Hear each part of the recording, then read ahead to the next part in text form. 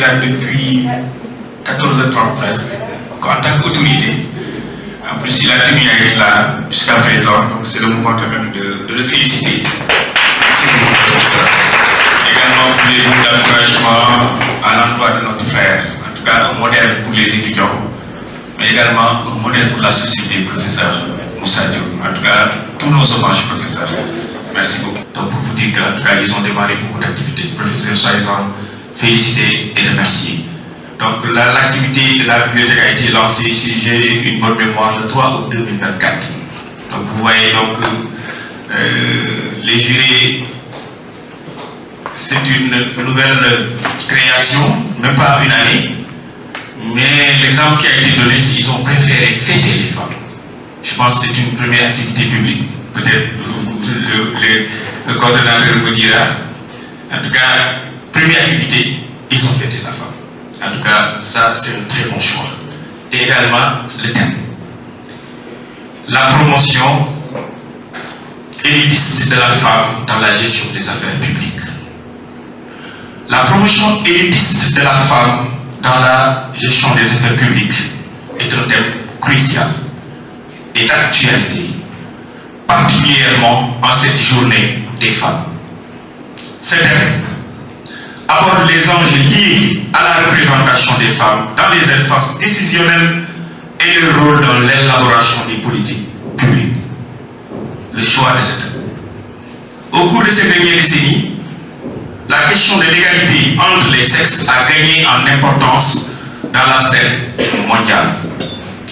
Malgré les avancées significatives, les femmes continuent de faire face à des obstacles systémiques qui limitent leur accès aux postes de décision. Selon divers rapports et études, la sous-représentation des femmes dans les instances dirigeantes reste un défi majeur, tant dans le secteur public que privé. La promotion de femmes dans les rôles élitistes n'est pas seulement une question d'égalité des droits, mais elle est également essentielle pour améliorer la gouvernance et favoriser un développement durable et inclusif. Permettez-moi, cher public, de reformuler le sujet ainsi qu'il suit. Comment promouvoir la femme dans les postes élitistes et renforcer son rôle dans la gestion des affaires publiques? Pour répondre à cette question, nous allons proposer 4 panels qui visent à explorer plusieurs dimensions de cette problématique. Le premier panel, il porte sur la place de la femme dans les affaires publiques. Cet thème sera animé par Mme Sen Fatou Diouf, qui est responsable au niveau de la mairie de Saint-Louis, qui est déjà adjointe au maire. Ce panel discutera du rôle crucial que jouent les femmes dans la prise de décision publique et l'impact positif de leur présence sur les politiques sociales et économiques.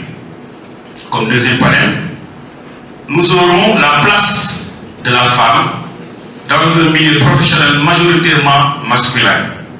Et cet thème sera animé par Mme Dabo, Maria Maïbi, assistante de Marie Dougnan jusqu'au recteur professeur Maguette Ndiaye. Je pense qu'elle a accompagné 4 recteurs, si ma mémoire est bonne. Ce panel examinera comment les femmes naviguent dans les environnements professionnels dominés par les hommes en mettant en lumière les défis qu'elles rencontrent et les stratégies qu'elles adoptent pour s'affirmer. En troisième panel, nous aurons repenser le féminisme. Repenser le féminisme. Ce thème sera animé par Mme Diena Bao, qui est d'ailleurs ma fille.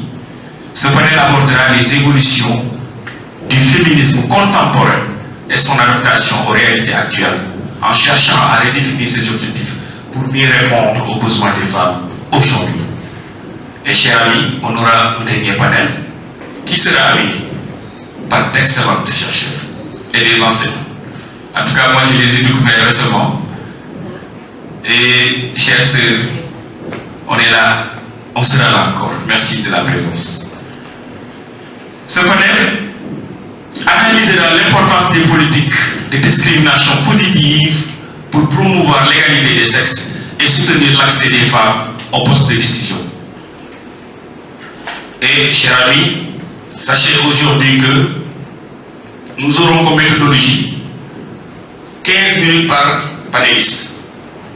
Malgré on a encore accusé un peu de retard, on va voir. Je pense qu'il y aura tout à l'heure à 19h15 une pause. Ndogou, je pense bien, Monsieur le Président. C'est bien ça, pause Ndogou. Ou apéro. Après, il y aura un buffet. Très bien. Donc c'est ça. Merci beaucoup. Donc pour les secrétaires et les Djawé, ne vous en faites pas. Je suis adjointe maire au niveau de la commune de Saint-Louis. Je suis à mon deuxième mandat. Actuellement, j'ai en charge au niveau de la commune de Saint-Louis l'éducation, mais aussi l'alphabétisation, la formation et l'insertion des jeunes. Mademoiselle, Monsieur, c'est avec un très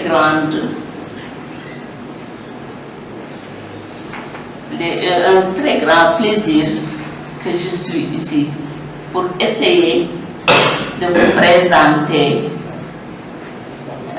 le thème qui tourne autour de la place de la femme dans les instances de décision. Nous savons que depuis belle lurette, les femmes n'ont jamais cessé de lutter pour acquérir leurs droits. L'histoire politique du Sénégal est marquée par une lutte continue pour une participation des femmes dans les débats publics. Plusieurs générations de femmes ont ainsi contribué à la renaissance des droits politiques des femmes et à leur concrétisation. Depuis l'époque coloniale, des luttes collectives et individuelles ont été menées par des femmes leaders telles que Ndaté Yalla, la reine du Waalo, et Aline Sitoé Diatta, prêtresse de la Casamance. Des femmes qui ont su tenir tête aux colons français. De même, certaines femmes leaders de l'époque contemporaine ont su taire leurs divergences ethniques, de classe, d'origine et d'appartenance politique et unir leurs forces pour la cause commune des droits de la femme. C'est le cas de Ndaté Yalla que j'avais cité si haut et de Soukeyna Konaré, qui, bien qu'appartenant à des formations politiques adverses, ont su transcender leurs convictions politiques pour s'opposer ensemble à l'ordonnance du gouvernement français du 21 avril 1944